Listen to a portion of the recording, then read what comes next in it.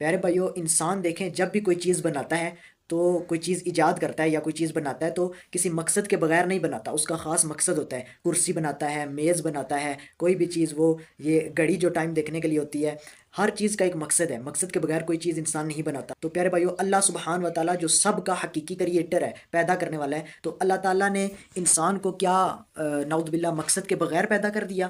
نہیں، ایسا نہیں ہو سکتا کہ اللہ تعالیٰ نے انسان کو مقصد کے بغیر پیدا کیا ہو۔ اللہ تعالیٰ نے انسان کو خاص مقصد کے تحت پیدا کیا ہے، ہمیں اس مقصد کو دیکھنے کی ضرورت ہے، اس مقصد کو حاصل کرنے کی ضرورت ہے۔ جیسا کہ اللہ تبارک و تعالیٰ قرآن مجید میں فرماتا ہے، سورۃ المؤمنون سورۃ نمبر 23 اور اس کی آیت نمبر 115، اللہ تعالیٰ نے سوال پوچھا ہے انسانوں سے کہ افحسبتم انما خلقناکم عبثا وانکم الینا لا ترجعون، کیا تم نے یہ گمان کر کے رکھا ہے کہ ہم نے تمہیں بیکار پیدا کر دیا ہے اور یہ کہ تم ہماری طرف لوٹ کر نہیں آؤ گے؟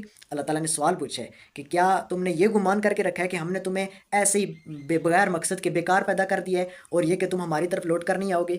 تو پیارے بھائیو، اللہ تعالیٰ نے انسان کو مقصد کے بغیر پیدا نہیں کیا، تو ہمیں اس مقصد کو حاصل کرنے کی کوشش کرنی چاہیے۔ ہمیں اپنے آپ سے سوال پوچھنا چاہیے کہ اللہ تعالیٰ نے مجھے کیوں اس دنیا میں بھیجا، مجھے اللہ نے کیوں پیدا کیا، مجھے کس مقصد کے لیے پیدا کیا، مجھے مجھے کیسے پیدا کیا، مجھے کب پیدا کیا اور مجھے کس نے پیدا کیا؟ تو ان سوالات کے جوابات جب انسان اپنے آپ سے، یہ سوالات جب انسان پوچھتا ہے نا، تو پھر وہ جو ہے وہ اسے اپنا مقصد پتہ چل جاتا ہے کہ اللہ نے مجھے اس دنیا میں کیوں بھیجا۔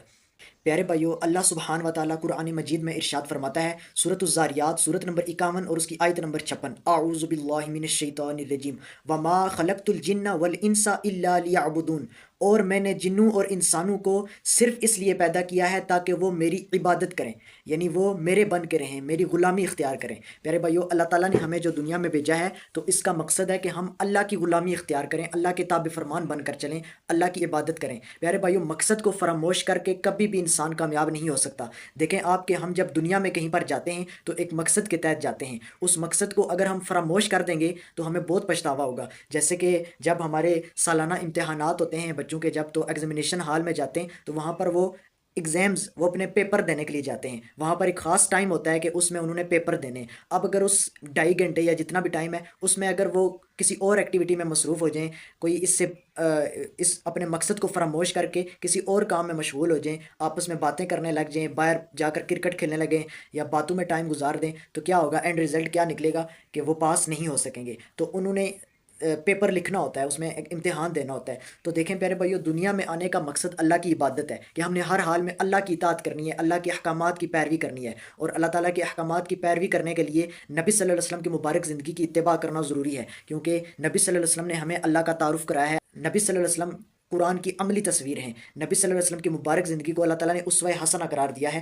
اللہ فرماتا ہے قرآن مجید میں سورۃ الاحزاب سورت نمبر 33 اور اس کی آیت نمبر 21، لقد کان لکم فی رسول اللہ اسوۃ حسنہ، کہ یقیناً تمہارے لیے اللہ کے رسول صلی اللہ علیہ وسلم کی مبارک زندگی میں بہترین نمونہ موجود ہے۔